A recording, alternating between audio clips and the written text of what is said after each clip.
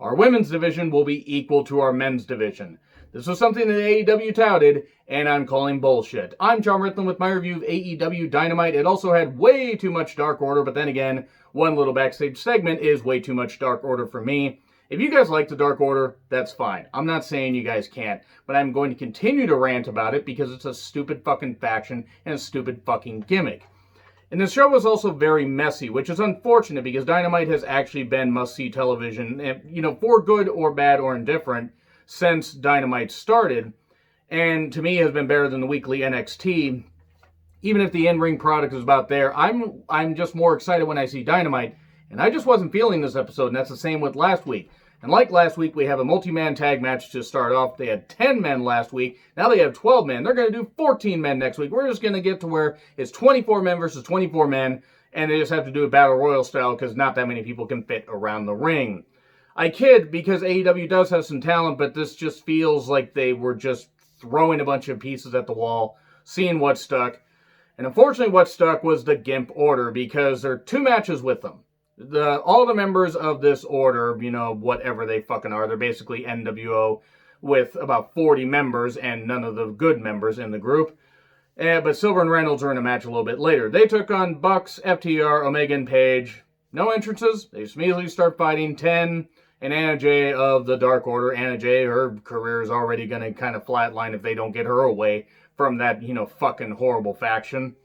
And it got messy really, really quick. And there's some talent here, but it just got really messy. You have the FTR Page Alliance, where it seems like maybe we're going to get them, pairing up eventually when Omega and Page lose the tag titles. Dax got hurt. I actually hope that it was just for storyline. He actually isn't hurt. It'd be very unfortunate. They were bit by the injury bug when they were in WWE. And Cash and Page help him out, so for a while it's 6-on-3. Matt then does multiple dives, going full-on Hulk Hogan with dives, just hulking up and taking over everybody. And then Page comes back, so now it's 6-on-4. We get an apron spot. Oh no, the hardest part of the ring. We get a moonsault by Page Tony Schiavone seemed really excited to see that moonsault. And I love Schiavone, do not get me wrong. I think Schiavone's been great. It also seemed like they were adding a lot of the commentary lines and dubbing them in and everything. Or was it just a bad audio? Was this a live show or was this taped? I mean, I'm genuinely curious. But eventually, in a big old schmoz, Brody hits the discus clothesline and pins Page 1, 2, 3. Great. That probably means the Dark Order is going to possibly take the tag titles from Omega and Page, and I don't fucking want that.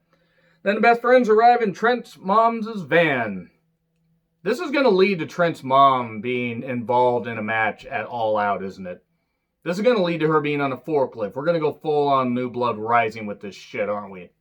That would be really bad. I would not be surprised, considering the fact I don't really care about either of these teams, though I do like Trent. And then Moxley talks about his past and learning from mistakes and being the voice of reason with Darby Allin. If he has to take him down, he will, because they're having a title match next, or in the main event, that is. And then Santana and Ortiz versus Best Friends. I guess maybe it's because Santana and Ortiz have beaten up Orange Cassidy, and that's what they're getting here. I mean, that's why we get these teams fighting. I don't really care. Commentary also just didn't seem like... They seemed like they were having fun yucking it up and everything.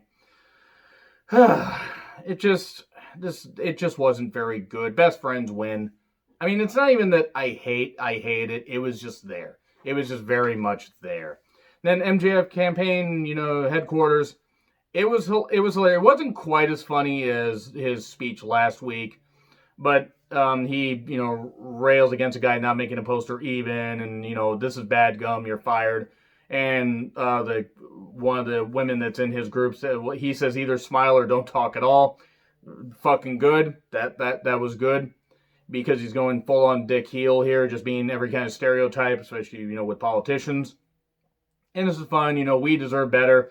It's like the type of cult that you could get behind, because MJF actually has charisma, unlike the Gimp Order.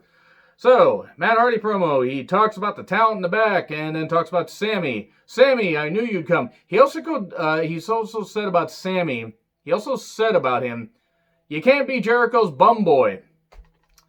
Oh boy, that's something you should say in 2020. I mean, whatever. It's just, people are allowed to be more open here, but I'm like, Matt, maybe being scripted isn't the worst thing for you. So they brawl a bit. There's a slam on the table, and Sammy carelessly throws a chair into Matt Hardy's face. Matt Hardy gets busted open and is bleeding pretty bad, and then Sammy does a splash onto the table. This is weird. I don't care about this feud. I don't. And I think that the matches will actually be fine. I'm just not really feeling the build, really. It's not the worst thing in the world. I just don't care. And then Santana and Ortiz destroy the van. It's going to be a van on a pole. It's going to be a van on a forklift. That's going to be it. You're going to have to put your opponents in the van and then go Steve Austin to Triple H style and dump them off the forklift. I mean, why the fuck not at this point? Why not? So, again, board members Silver and Reynolds took on Cody and Cardona, which sounds like a Miami Vice Netflix spinoff. Well, Cardona seemed happy to be there, and JR has a quote pretty much of the show. World famous restaurant quality picture-in-picture coming up. That was fun. I don't know why it was funny, but it was funny. The former Rough Rider, the leg drop that he does, jumping leg drop, radio rider silence, as I'm calling it. 1, 2, 3. And Scorpio then wants a shot at Cody. He confronts him and everything. I'm going to be happy to see Scorpio give Cody a hell of a match next week. I kind of hope he takes the title. I don't think he will, but I'd like to see it. Maybe he could cheat, go a bit heelish here. So, this is the dumbest thing. This is the dumbest fucking thing, because I thought that Santana Ortiz, the stuff they did and the whole thing arriving in the van with Trent and Chuck was dumb. But they're upset about the van being vandalized. Do not attack my mom's van. You're going to apologize to my mom on speakerphone. These were lines that were actually said. My fuck it, why? Why are they doing this? Trent actually has potential as a single star. Him and Chuck work well together, but Chuck I really don't care for, honestly. But you're going to apologize to my mom personally on speakerphone. My God, that's making him seem legit tough. Look, I'm not saying you shouldn't protect your parents. You definitely should, but this was shit. Sammy with some flashcards. And then we get the Super Wednesday debate. Eric Bischoff is back on a wrestling program on TNT. What the fuck is 2020 in wrestling? I'm not going to go through every single question here, but it's Cassidy versus Jericho. Why do you guys hate each other? Jericho calls him a ginger jackass who plays pocket pool. And who's the biggest wrestler? Who's the best wrestler? The biggest star? And then a climate change question gets asked, which ought to have pissed off Jake Hager because he's the idiot that he is. Doesn't believe in a lot of shit because he's a fucking moron, like many are that support the guy he supports. And then Cassidy just spouts facts and everything and just surprises everybody. It kind of reminds me of what they did with Maria, the now Maria Kanellis when she was part of Eric Bischoff's trial and just suddenly went like this big old smart like speech. And then we get to the end and Cassidy tells, hey, Chris, shut up, What if Jericho loses to the guy who puts his hands in his pockets? You're looking at the guy that's going to beat you next week. And then he gets beat down. He's obviously going to beat Jericho next week. I'm not for it, but you know what? People are fans of Orange Cassidy. Whatever. I've been done with the gimmick for a while. But people like it. I'm just not going to be one of them. But I'm not going to tell you guys that you're wrong if you like it. Then the Britt interview. She says, well, Reba must face Big Swole. And then if Big Swole beats her, then she can face Britt at All Out. And Reba acts like she can't wrestle, even though she was able to wrestle some in TNA as Rebel. And then Dirty Dancing for 3. That's literally what it was. It was Dirty Dancing for 3. She beat her in like a minute. That's all it fucking was. And we're getting Cody versus Scorpio, Jericho versus Cassidy in a $7,000 challenge match, whatever. Omega and Page versus Jurassic Express, easy for me to say. Rock and Roll Express and more for Tag Team Appreciation Night. And then we get Darby versus Moxley, AEW World Title. Moxley, that is, showing some Moxie. Bloodies Darby, and then Mox gets bloodied a little bit later. After Darby had gotten posted and gotten shit beat out of him. Wardlow distracts, MJF runs in with the title, hits Moxley, he gets busted open. A lot of blood on this show. And then it's a coffin drop for 2.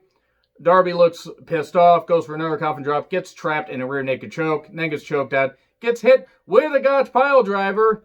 Going back to that Suzuki-Moxley feud that we had, which was pretty goddamn good. And then pair of dimes shift, as I call it, 1, 2, 3. This, I'm not even ripping up the notes. It was just fine. It was okay. The show, I really wasn't feeling it.